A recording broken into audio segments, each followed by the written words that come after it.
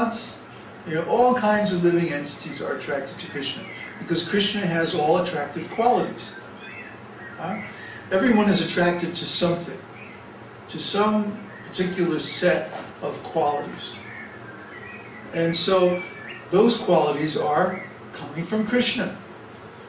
Whatever qualities that we're attracted to, they're present in Kṛṣṇa, or in one of Kṛṣṇa's other forms, other than the Govinda form.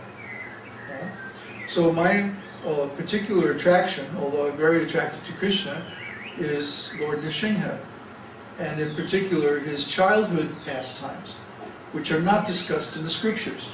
But just because they're not discussed in the scriptures doesn't mean they don't exist. Maybe there's no room in the scriptures for them, or maybe they're too confidential, more likely. They're too confidential. So we don't read about Lord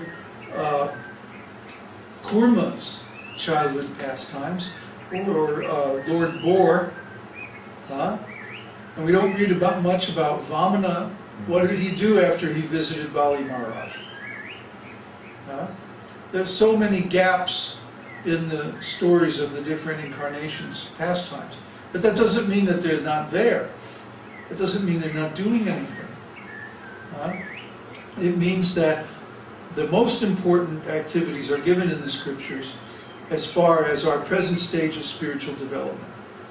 And then the other activities are there, but they're to be realized by those whose devotional service requires that realization, and not by others. Here's a good example. Radha and Krishna's marriage.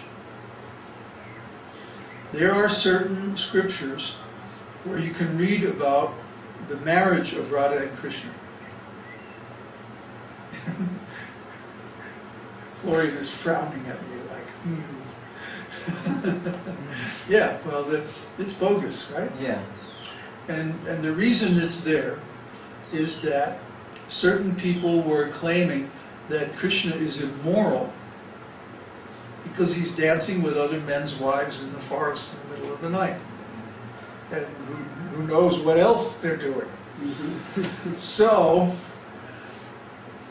this is actually not anybody's business what they're doing in the forest at night, except those devotees whose service requires them to know.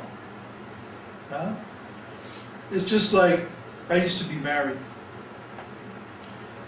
So if I was at work and somebody started asking me all kinds of questions about my relationship with my wife, I would think, oh boy, this is not in very good taste, And if they persisted, it would be like, well, come on out in the parking lot, let's talk about it.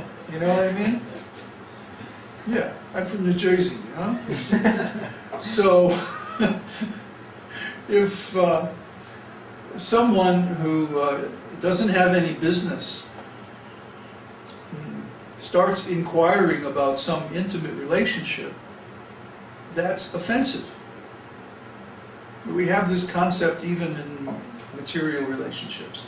So what to speak of spiritual relationships, which are even more personal, more confidential, more special. So unless a person has a need to know about a particular pastime, then generally it's not described in the scriptures. And that's all right. It doesn't mean that pastime doesn't exist. Every incarnation of Godhead has childhood pastimes, because every incarnation has a mother and a father. They don't just drop out of the sky. They appear through a mother and father. Why? Because they enjoy the service given by the mother and father. They enjoy the childhood pastimes like that. So why should Lord Nrsimha Day be any different? Anyway, I'm not going to try to defend my realizations, because after all, they're my realizations.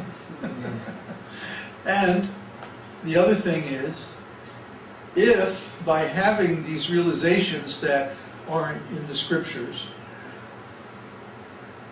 a devotee manifests all the symptoms of love of Godhead, including detachment, complete engagement in devotional service, the ability to convince others of spiritual truths, and so on and so forth, then why shouldn't that be accepted?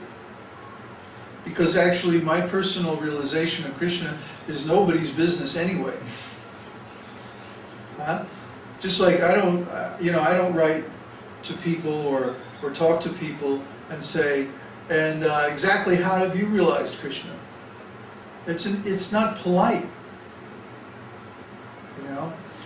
because you're prying into some confidential relationship. If their relationship is bogus, then you'll know by their symptoms. For example, the Sahajyas in India, they say, oh, we're Krishna's wives, and they dress up in saris, yeah, carry the jars on your head. Siddhartha told him what he thinks about it. Yeah, well, they're bogus. They're bogus. So, if someone's realization is really bogus, then you'll know by their symptoms. They won't be able to follow the principles. They'll start talking about some really weird philosophy, some speculative philosophy. But we don't do that. We speak strictly from Scripture, and we teach all the standard devotional principles, and we also follow them ourselves. So there shouldn't be a problem. Other question? Yeah. Peter has just left. Huh? Peter just left. No, we think shadow. Well, yeah, maybe. So, yeah, there was a dialogue between Peter and Neville, and I maybe read that out, then you can comment on that, because it contains questions. But it's good to see the progression. Mm-hmm. So,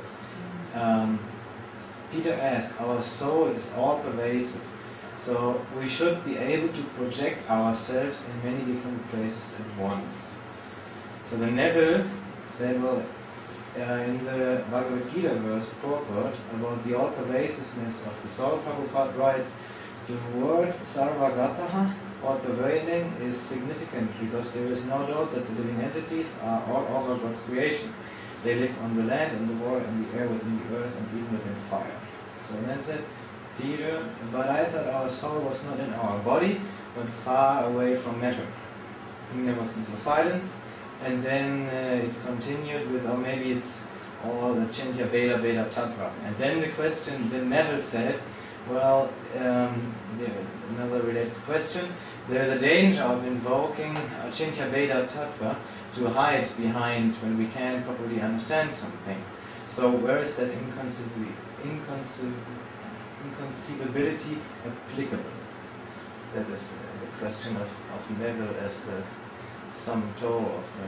When is the inconceivableness of being simultaneously one and different?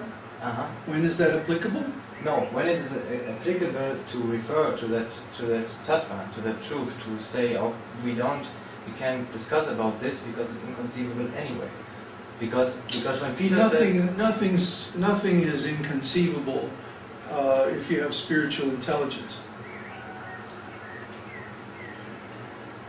It's easy to understand that the similarity between the soul and the Supreme is qualitative, and the difference is quantitative. Okay? So the sarvagata, all-pervading nature of the soul, is, as Prabhupada described it, because there are living entities everywhere. There's another aspect of that all-pervading nature, which is that the soul can go anywhere, can travel anywhere. The free soul, the liberated soul, can travel anywhere simply by wanting to be there.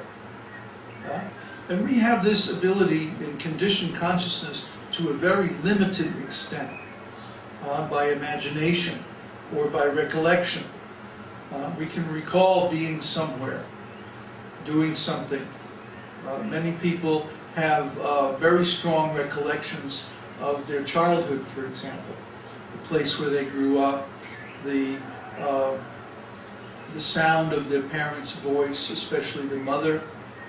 These are very strong recollections, and by thinking about them, it's almost as if you're there. It's almost as if you're re-experiencing the same place and time all over again.